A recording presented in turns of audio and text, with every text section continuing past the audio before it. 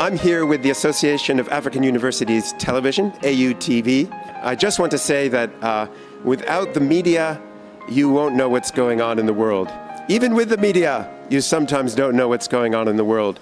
So you need to tune in to the reliable sources who are really on the front lines, who can give you the information you need and give you facts, not conjecture, give you real news, not fake news. And this is the place to find it, AAUTV. The voice of higher education in Africa.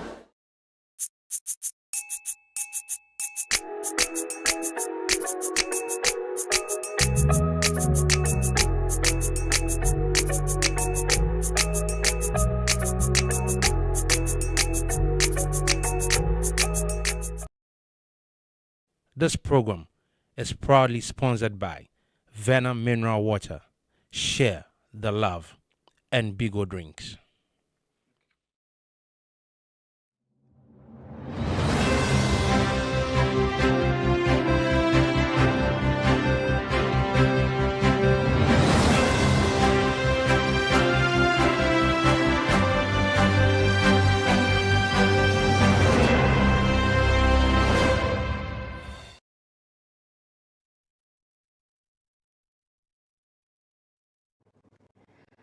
Good morning and welcome to Hello Africa Morning Show. My name is Isabella Itahinakwa and we are coming to you live from the studios of the Association of African Universities Television, AAUTV. We are starting with our top African news. A new peer-reviewed study published in the International Journal of Educational Research is challenging Northern, Eastern and West Africa, argues that universities across the continent have lost sight of their core purpose, pulled in competing directions by rankings, policy targets, and external agendas. The authors warn that what is being lost in this process is a clear answer to a more fundamental. The study proposes a 5-domain framework for understanding what it calls societal relevance and argues that it should be treated not as an external demand, but as a defining property of university life itself. The first domain is substantive relevance, concerning what knowledge counts. The researchers argue that many African institutions continue to reflect colonial inheritances and external policy priorities, disconnected from local realities. They call on universities to center African histories, identities, and knowledge systems while integrating indigenous knowledge with global scientific traditions. The second is methodological relevance, how knowledge is produced and taught. Drawing on African philosophies that emphasizes dialogue, communal reasoning, and experiential learning, the study urges universities to engage communities as co-producers of knowledge rather than as passive recipients.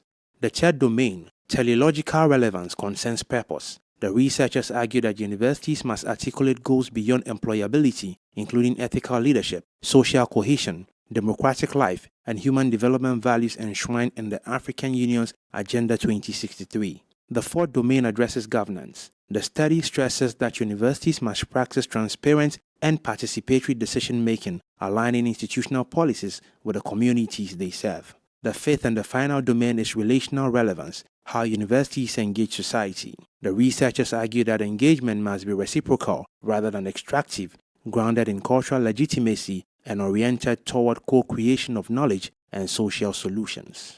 The study concludes that Africa is not simply a site where global models of the university are applied, but a source of profound insight into what universities are truly for in an age of social fragmentation and technological disruption.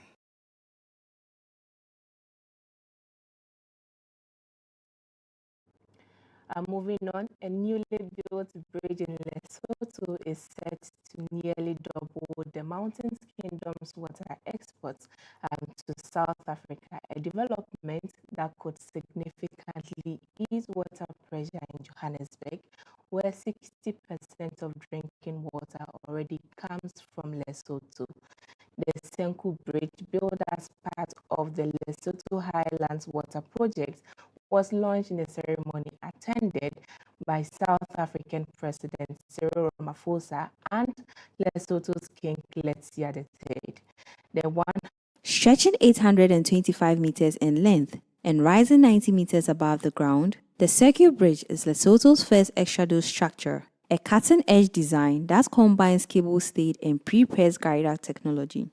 It was built using an incremental launching method, chosen specifically to improve safety and reduce environmental disruption during construction.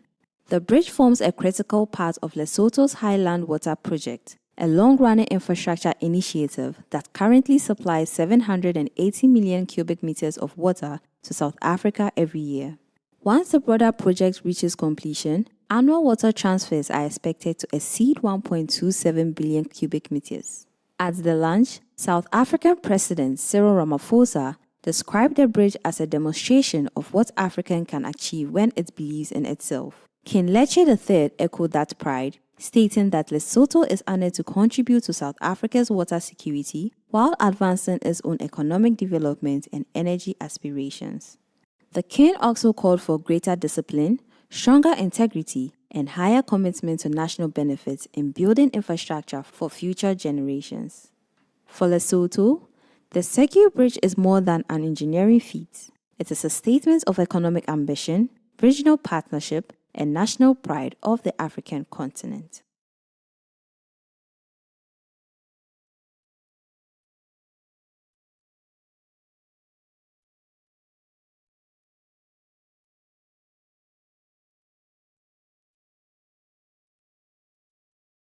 And now, African solidarity. The minister made the remarks during the signing of an MOU between Ghana and Sierra Leone in the Ministry of Foreign Affairs in Accra. His comments were prompted by a widely circulated video showing the assault of Emmanuel Asamoah, a Ghanaian, and Kim Ahmed Gorin. Speaking on the sidelines of the Ghana-Sierra Leone MOU signing ceremony in Accra, Minister Ablakwa did not mince his words. He expressed deep outrage over viral videos showing Africans, including Ghanaian national Emmanuel Asamoah, being subjected to violent attacks on South African soil. The minister described the incident as an expression of naked hatred and baseless xenophobia, stressing that the victims were law-abiding citizens who had neither provoked unrest nor caused any trouble, but were simply going about their lawful duties. Ablakwa stressed the urgent need for African countries to uphold the principles of unity, cooperation, and mutual respect, warning that such attacks directly undermine the spirit of continental integration and shared development that Africa continues to strive toward. The minister's remarks come at a time of renewed and intensifying concern over the treatment of foreign nationals in South Africa, particularly African migrants who contribute to the country's economy through legitimate means. His condemnation adds Ghana's voice to a growing chorus of African governments demanding accountability and protection for their citizens abroad. Observers say the incident raises broader questions about the state of Pan-African solidarity and whether the ideas of a united, borderless Africa remain within reach or are being quietly eroded by fear, economic frustration, and rising nationalism on the ground.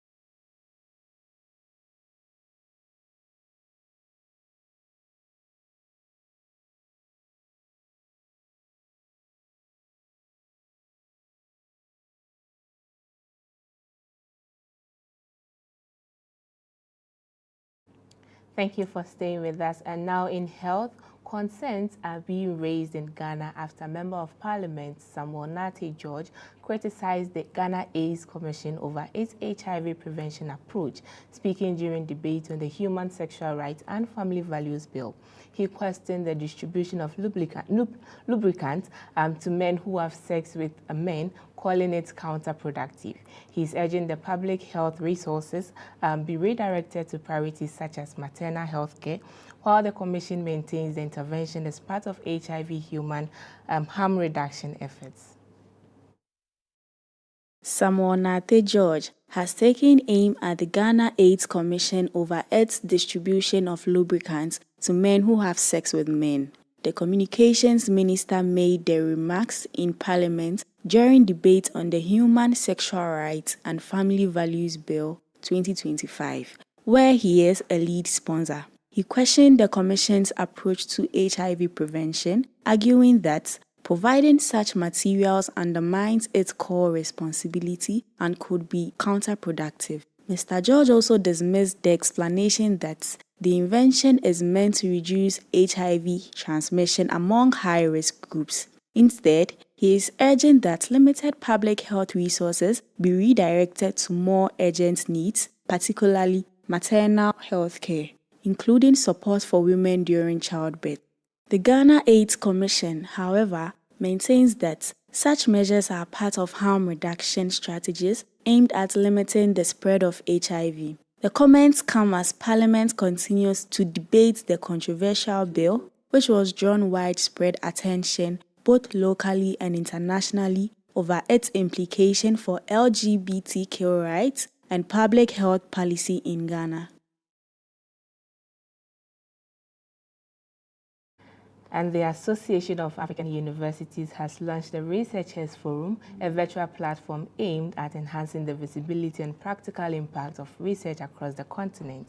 Held twice monthly on the 2nd and 4th Fridays, the forum provides an interactive space for researchers to present their work in accessible format while engaging directly with experts, policymakers, and the public. The initiative also supports early career researchers through mentorship, capacity building, and opportunities for collaboration. Early editions have addressed key development issues, including indigenous innovation for sustainable livelihoods and infection prevention practices in healthcare. Each session of the Researchers Forum follows a structured format featuring a moderated discussion, research presentation, expert assessment, and audience interaction. This design allows complex academic work to be translated into practical insights that can inform policy and development interventions. The forum brings together scholars from diverse fields, including health sciences, agriculture, technology, and social sciences, reflecting the multidisciplinary nature of Africa's development challenges. Strategic partners such as Afrobarometer and Taylor & Francis play a key role by providing data resources, publishing support, and training to help researchers increase the visibility and impact of their work. By creating a consistent platform for dialogue and knowledge exchange, the AAU aims to bridge the gap between research production and real-world application, ensuring that evidence generated within African institutions contributes more directly to decision-making processes. The initiative also aligns with the association's broader commitment to open access, research collaboration, and strengthening Africans' voice in global knowledge systems. And that is the end of the Top African News. We'll go for a quick break. When we come back, we shall continue. Please stay tuned. Explore a whole new world of exciting visuals with AAU TV. Get ready for a mix of interesting talk shows, interviews, discovery documentaries, and news on AAU TV. It's not just about watching TV, it's about experiencing something special. AAU TV reaches over 25 countries in Africa, bringing you a blend of knowledge and fun. Learn about different cultures as you enjoy the shows. If you have events or want to showcase your business, we've got you covered. Watch AAU TV free-to-air channel on satellite. Connect with us on Facebook, Instagram, and X, formerly known as Twitter, at AAUTV. Reach out on call or WhatsApp us at +233 26 629 6601 or +233 20 399 5210. AAUTV, the voice of higher education in Africa.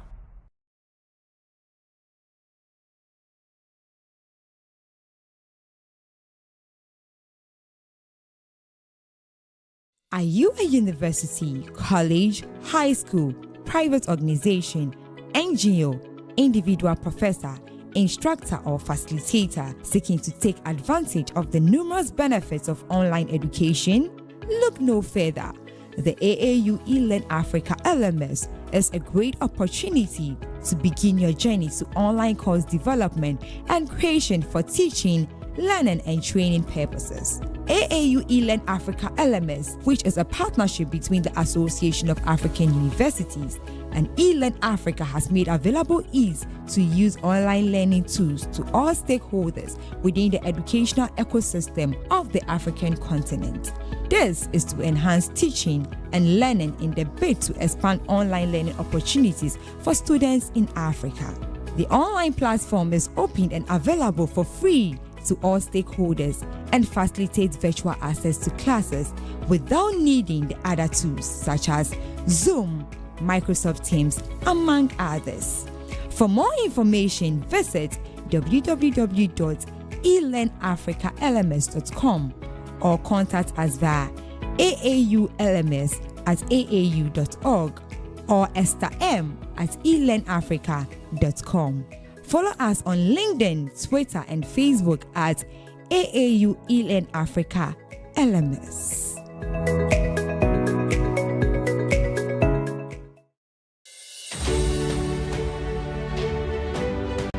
Africa is rising through knowledge, culture, innovation, and through our universities. This May 25th, African Union Day, we gather again. The Association of African Universities Television, AAUTV, invites you to the African Academic Heritage Fair, AAHF 2026, a space where scholarship meets policy, student voices shape continental dialogue, where Africa's brightest minds and boldest ideas come together to drive Agenda 2063, the Africa we want. And this year, we are spotlighting the theme that touches every home, every school, every clinic, every community, assuring sustainable water availability and safe sanitation systems to achieve the goals of Agenda 2063. Expect a high-level dialogue on water security, sanitation, climate resilience, and human capital. A youth forum, because climate action starts local and youth are leading the way. A research and innovation pitch showcase, where innovators present practical solutions for safe water and sanitation to mentors, funders, and investors. And cultural moment that celebrates Africa's heritage, our identity, our pride. Mark your calendars for Monday, May 23rd, 2026 at 10 a.m. GMT. Join us in person at the AAU Secretariat, Accra, or virtually from anywhere in the world.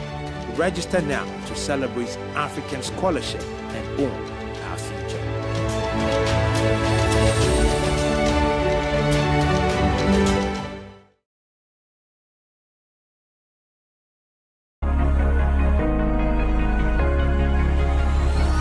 Hello Africa, keep watching AAU TV, the voice of higher education in Africa.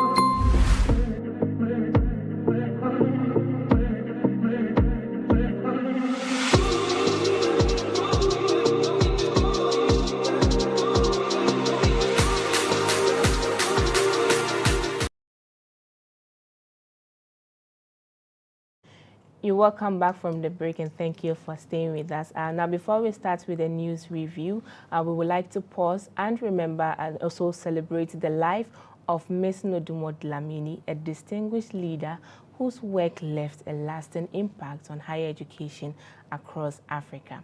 Now, from 2015 until her passing on 25th April 2025, Ms. Dlamini served the Association of African Universities with dedication, leading major transformations in ICT, communications, and knowledge management. Her work helped modernize digital systems, strengthen communication, and also enhance collaboration among AAU member institutions across the continent. Now, she also contributed to several major continental initiatives, including the Science Granting Council's Initiative, SGCI, the Harmonization of African Higher Education Quality Assurance and Accreditation, HAQUA Initiative, the Africa Centers of Excellence, the Demographics of African Faculty Project, the National Research and Education Networks, as well as the AAU eLearn Africa Learning Management Systems. This morning, we honor her memory, her service, and the legacy she leaves behind. At this point, we would like to take a look at a short tribute video produced by the AAU in her honor.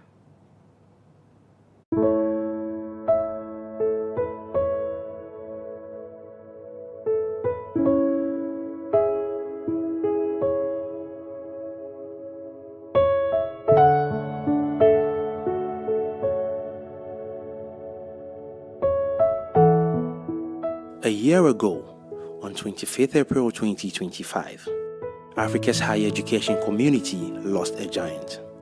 Ms. Nodumo Dlamini was many things to many people. To some, she was a boss, firm, fair, and deeply caring. To others, a colleague who listened before she advised. To many across the continent, a mentor and collaborator who opened doors without being asked.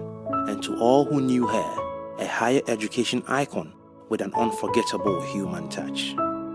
As we mark 1 year since her passing, the Association of African Universities honors her life, her service, and her enduring contributions to higher education in Africa. Ms. Dlamini served the Association of African Universities as the Director of ICT, Communications, and Knowledge Management, providing strategic leadership and advancing the association's work in a rapidly evolving digital landscape. With over 3 decades of experience, she championed digital transformation, strengthened institutional collaboration, and supported knowledge systems that continue to serve the academic community across Africa. Her work was instrumental in positioning the association as a driver of innovation and capacity development in African higher education.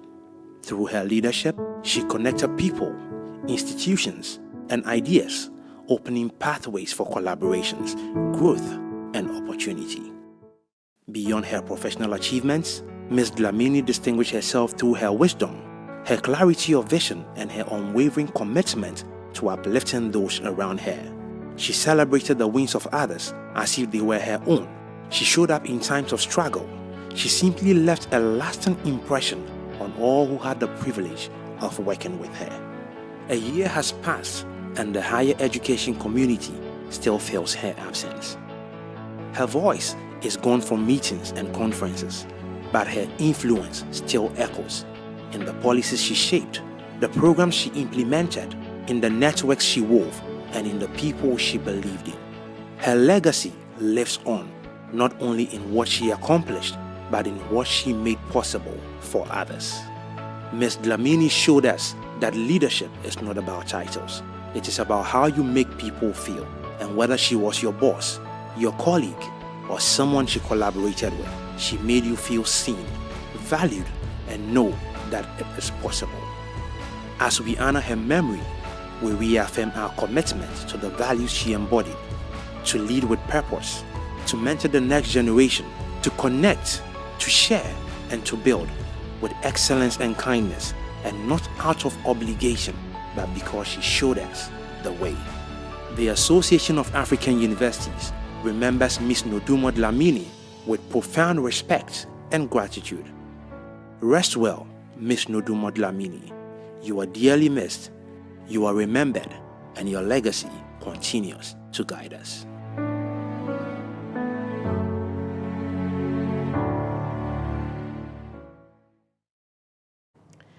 And now we would want to invite everyone to join us in observing a 1 minute in honor of or in memory of Miss Nudumot Lamini.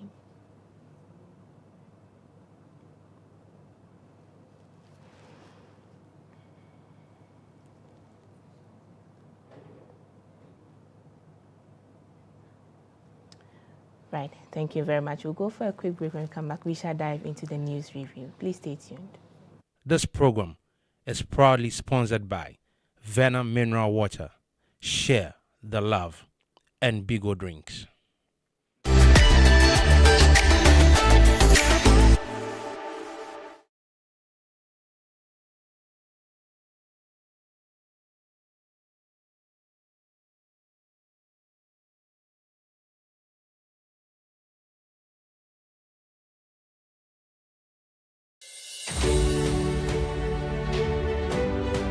Africa is rising through knowledge, culture, innovation, and through our universities. This May 25th, African Union Day, we gather again.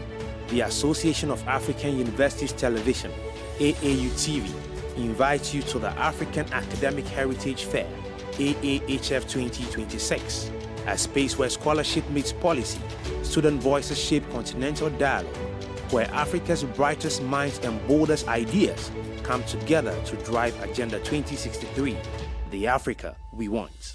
And this year, we are spotlighting the theme that touches every home, every school, every clinic, every community, assuring sustainable water availability and safe sanitation systems to achieve the goals of Agenda 2063. Expect a high-level dialogue on water security, sanitation, climate resilience, and human capital. A youth forum, because climate action starts local and youth are leading the way. A research and innovation pitch showcase, where innovators present practical solutions for safe water and sanitation to mentors, funders, and investors. And cultural moment that celebrates Africa's heritage, our identity, our pride. Mark your calendars for Monday, May 23rd, 2026 at 10 a.m. GMT. Join us in person at the AAU Secretariat, Accra, or virtually from anywhere in the world. Register now to celebrate African scholarship and own our future.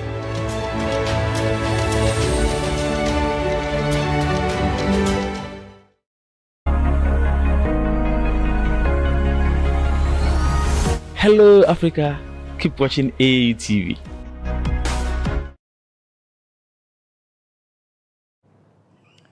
Thank you for staying with us. You're still watching the Hello Africa Morning Show, and this program is sponsored by Avena Purified Water and Biko Drinks. And in the news review, I'll be doing this with Mr. Nkunim Aduyeboa, who is from the University of Ghana. It's a very privilege to have him here. Hello, Mr. Adu. You're welcome. Pleased to meet you. I'm very happy to have you. You've been on the set before, right? Yes, I have. Yeah, so I'm very, very happy to be doing the discussion with you today. Thank you. Great. Now, our first story is a continuation. It was picked from the Top African News, where we talked about the Association of African Universities formally launching the Researchers Forum. And this is a new platform that is designed to connect African researchers with policymakers, with also practice and development. Now, it creates a space for scholars to present their work in accessible formats, while also engaging directly with experts and the public. Now, for each session, we have two presenters to share their research. And in the second edition, it focused on public health resilience, highlighting gaps in infection prevention practices in Tanzania and the need for stronger disease surveillance system across Africa. Nkunim. So our first presenter, Dr. Cecilia Charles, her research was on compliance with infection prevention and control practices and associated factors among healthcare workers in Tanzania, experience from secondary level referral hospital. Now, when we say, I want to briefly explain what the secondary level referral is. These are hospitals that give special treatment to patients, as in you go to the major hospitals, and when we see that you need this attention, it is very critical, you need a specialized doctor, they refer you to these. So these are the people who really give much attention to the patients. And here lies the case, according to the research, they realize that they are also, they don't really follow the prevention protocols that has been established to, curb or to help avoid and reduce the transmission of infectious diseases. When I start out there to follow, and here lies the case, the people who are at the front line are also not going by the infectious prevention, protocols. What is your take on this? What do you think about this? Well, I would think just like every average individual would approach like health issues. So the very first thing you're going to be asking yourself is, are these standards actually the best standards that we have? First off, because if they're actually the way to go, then we don't see any reason why these health professionals would not use the standards in the first place. Second of all, you're looking at the jeopardy that it causes to the lives of people. So these are probably breadwinners of families. These are children, could be the only children in families and the like. And you're placing them in the hands of people who really do not care at a point in time.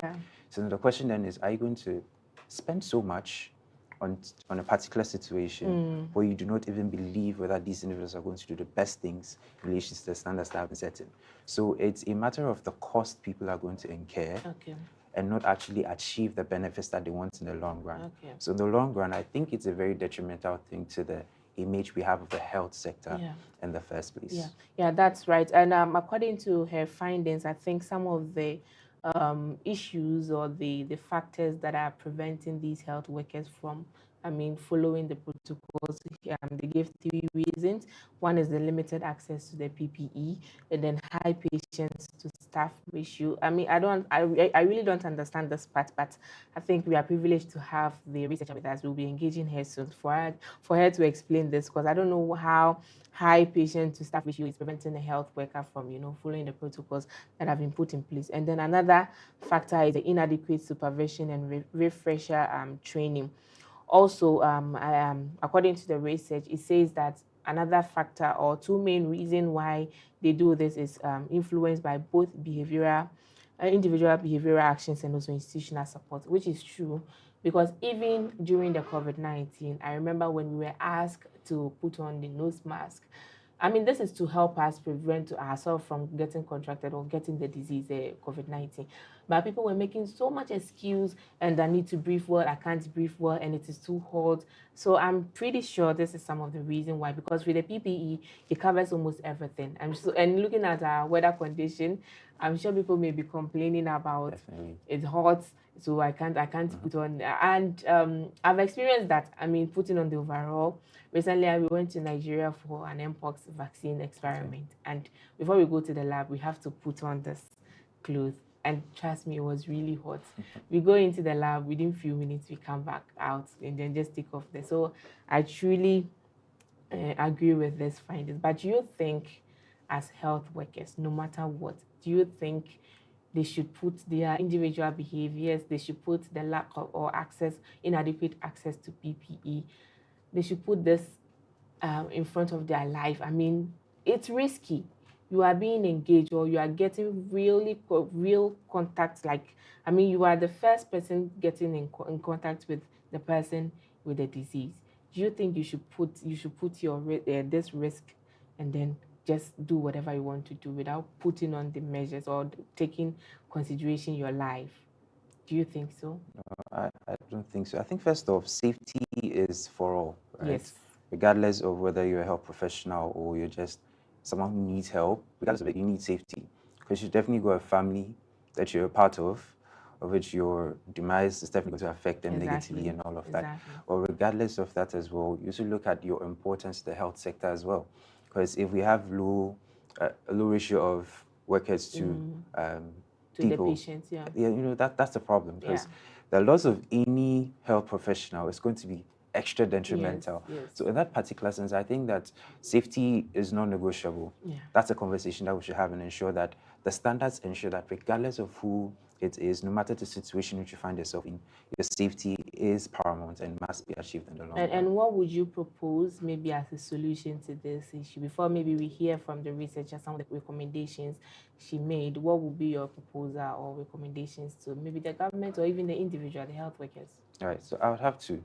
The first has to do with effective supervision, right? Because I don't think they're just left to do what they want to do. The people that definitely are going to be paid to ensure that things are going to run smoothly as they should. So if there's enough scrutiny to ask how supervision is done in these places, I think it's going to help in the first place. Second of all, has to do with enough creation of awareness, right? That this is the problem we're facing, and it's so urgent, we need a quick response to it in that particular regard. So once these two things are done, I think we can have some better results in the long run. Yeah, very true. And just adding one to it, I think maybe we should look at these protocols. Maybe it doesn't really favor the health workers. Probably they may be going through some individual issues that putting on the PPE, I mean, it's something that is disturbing them. So maybe we should look at these protocols and, you know, come up with some measures that are a bit favorable to the health workers, making it very easy for them to, you know, work in proper attire, proper equipment and proper measures to ensure that, I mean, they don't get contracted to the disease. And before we invite our guest for the show, there was also another presenter, Professor Olutunji Matthew Kolawori, and his research was also on disease surveillance in Africa. Now, he's highlighted that Africa's disease surveillance system are largely fragmented, with different diseases monitored in isolation rather than through a unified system. Now, most of the current approaches often separate arbovirus. So they saw the separation in arboviruses like dengue fever, respiratory infections, and also environmental health factors. He also stressed the need for a shift towards integrated multi-sectoral surveillance system that combine health, environmental, and epidemiological data. I think this is very true because for a while now we've been you know, creating awareness. We've been advocating for One Health, where we bring people in the health in the environmental sector, animal, veterinary, people with patients, human beings. We are advocating for One Health, where we bring these people together. In terms of surveillance, they are all working together to ensure that we get the appropriate solution. So if in Africa we are doing it separately, then we are not also contributing to the One Health approach. I think we have the guest with us. We'll go and so hello, Dr. Cecilia Charles. Hello, can you hear me?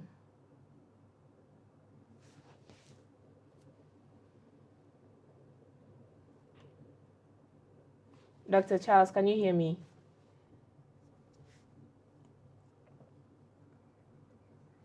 Okay, so I think we're having some technical challenge or network issues, but like I was saying, we've been advocating for One Health. And so if this research is telling us that still people are working in isolation in terms of health surveillance system, then